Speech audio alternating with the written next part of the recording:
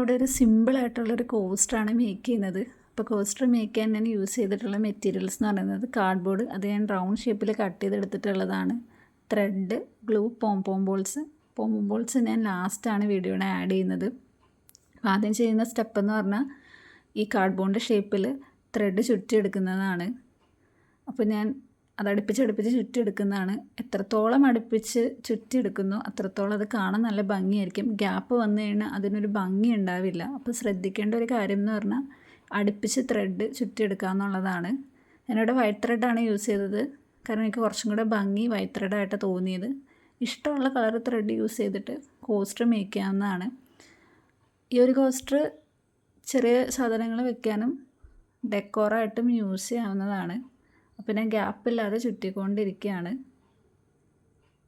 അപ്പോൾ ഇതിപ്പോൾ കാണുമ്പോൾ മനസ്സിലാവും, അടുപ്പിച്ച് ചുറ്റിയെടുക്കും തോറും അത് കാണാൻ നല്ല ഭംഗിയുണ്ട്. പിന്നെ ഞാൻ ഈ ത്രെഡ് ചുറ്റി തീരാറാകുമ്പോൾ ഗ്യാപ്പ് വരുന്ന ഒരു പോർഷൻ, ഗ്യാപ്പല്ല, അതിൽ എക്സസ് ആയിട്ടുള്ള കാർഡ്ബോർഡ് പോർഷൻ ഞാൻ കട്ട് ചെയ്തെടുക്കുന്നുണ്ട്. അപ്പോൾ ആരെങ്കിലും ട്രൈ ചെയ്യുകയാണെന്നുണ്ടെങ്കിൽ അങ്ങനെ എക്സസ് ആയിട്ട് കാർഡ്ബോർഡ് പോർഷൻ വരികയാണെങ്കിൽ അത് കട്ട് ചെയ്ത് കളയാവുന്നതാണ്.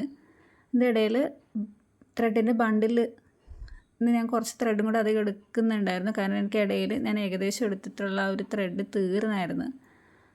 അപ്പോൾ ഇത് തീരാറായി ചുറ്റി. പിന്നെ എന്താ കട്ട് ചെയ്തെടുത്തിട്ടുണ്ട് ലാസ്റ്റ് എക്സസ് ആയിട്ടുള്ളത്. പിന്നെ ഞാൻ ലാസ്റ്റ് ആഡ് ചെയ്യുന്നത് പോംപോം ബോൾസാണ്. എൻ്റെ കയ്യിൽ അവൈലബിൾ ആയിട്ടുള്ളത് ഈ കളർ പോംപോം ബോൾസ് ആയിരുന്നു. അപ്പോൾ ഞാനത് ചുറ്റി എടുക്കുന്നുണ്ട്. അപ്പോൾ ആർക്കും സിമ്പിളായിട്ട് ചെയ്യാൻ പറ്റുന്ന ഒരു കോസ്റ്ററാണിത്.